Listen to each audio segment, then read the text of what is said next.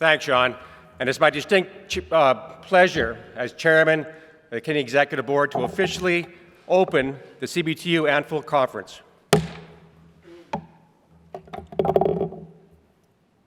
We meet again.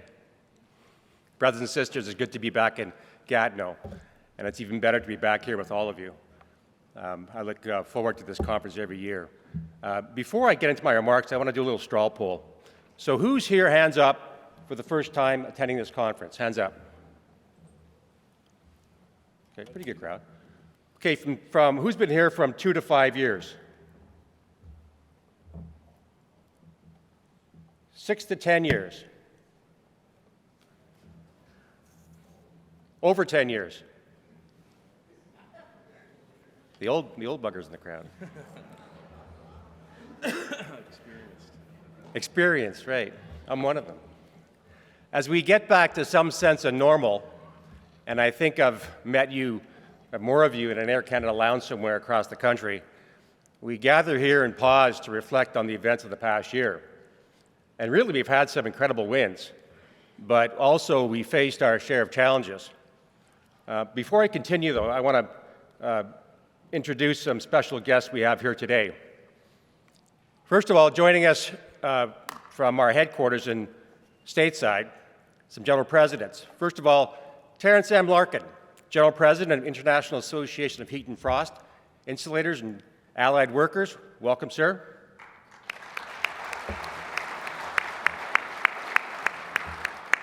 Kevin D. Sexton, General President, Operative Plasters and Cement Masons International Association.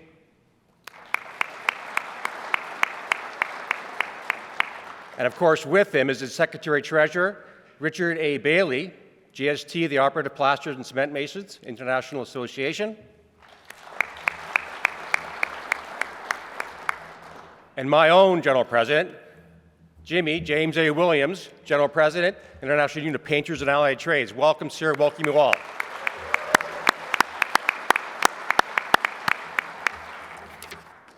So as Sean said, I've had the honor of serving as chairman of the Executive Board for Canada's Building Trades for over a decade now. And I've had the opportunity to see our movement grow, to see the changes in our industry, and to see firsthand how we face challenges stronger together to improve the lives of the working men and women everywhere. The work of the Canadian Executive Board is carried out with the future of our movement, our country, and our members in mind, so we can leave this place better than when we were first entrusted to look after it. And as we gather here, the conversations we have in this hall, out in the corridors, perhaps in the smoking area, but be careful, there's a really bad skunk problem up there. Just saying. All these formal and side discussions help shape our decisions going forward.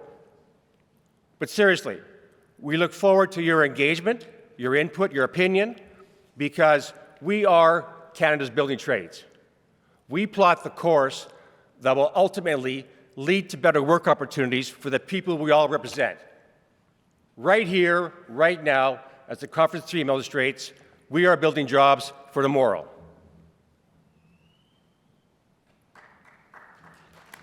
Absolutely. That's why we continue to be leaders in apprenticeship and training, which is why we have 195 training centers operated by unionized building trades affiliates across Canada. We are the single largest trainer of apprentices in Canada. Each year, we invest over $300 million of our own funds across training centers to ensure our members are the safest, most skilled, and highly qualified in the industry. And we work closely with our employer partners to ensure that Canada has a future supply of trained tradespeople through our training centers, which can be found in every province and every region in Canada. This system allows us and our contractor partners to meet the demands for skilled trade workers today and for tomorrow.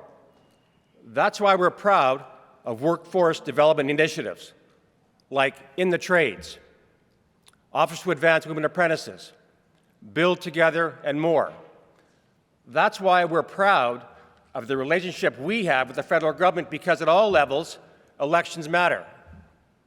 You will hear from various politicians and leaders, but I would be remiss if I didn't point out some of the wins we've had over the past year, and they've been significant. And we get these wins because we've been able to work with elected officials who prioritize working families, from securing the labor mobility tax deduction for tradespeople to make it easier to go where the work is, to doubling the funding of the Union Training and Innovation Program, UTIP, a program that many of you have been recipients of, to affordable childcare, improvements to health and improvements into the employment insurance system, from this government committing to anti-scab legislation, to investing in a transition to net zero and the jobs that will come out of it. All these wins and more you will hear more about in the Canadian report. And as you heard from Minister Fraser, we are working together to address the availability across this country. Just last November, Minister Fraser joined us at the Finishing Trades Institute in Toronto to increase the levels to $500,000 to help us meet the growing labor demands. Because historically, it's been through immigration we've been able to grow our workforce, fill our union halls, and build Canada's infrastructure. We've been active in the halls of government, and with such an opportunity as we undergo an economic transformation to a carbon zero future. And we can't stop it now, and we can't let anybody get in the way. We've been able to work with a government that wants to work with us. And in my time as the IUP General Vice President for Canada, I've never heard our Prime Minister, the leaders of the opposition parties, and even President Joe Biden say union so much in public. And all these things didn't appear overnight. It took a strong team working together. It took your contributions and support to enable the Canadian building trades to get the job done, and please give yourselves a round of applause.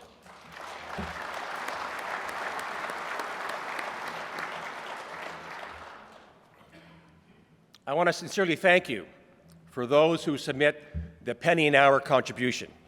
It is because of you that we can continue to make the important strides of improving the lives of working people. And for those of you that haven't contributed, for whatever reason, and do I hear a quiet public shaming?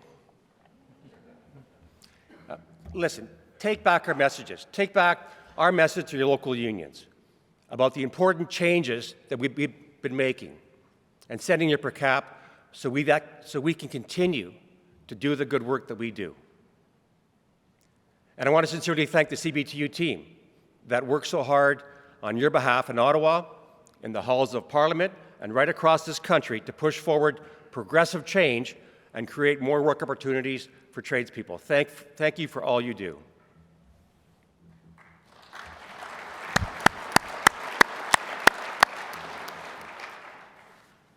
And just let me touch on a challenge we've been having, and I'm sure you all are aware of it. I know you all are aware of the UBC and their creation of wall-to-wall locals. This is certainly the elephant in the room. But with respect to our non-building trades guests, this is an in-house issue for the building trades, and we are looking after it.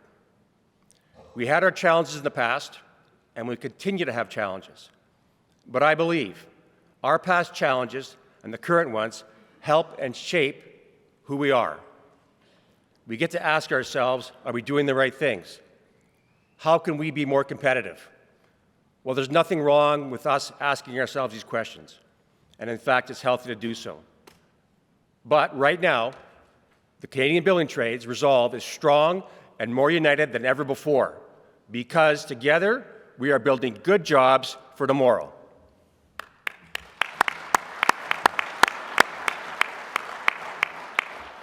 We are working incredibly hard to reinforce our collective position to continue to advocate on your behalf with governments, with industry, with private sector, and anywhere we have to be. And to conclude, as always, as chairman of your executive board for Canada's Building Trade Unions, it's an honor and a pleasure to work on your behalf every single day. And I look forward to working with all of you in the coming year to make our members' lives, our country, and our unions better for us all. Let's have a great conference.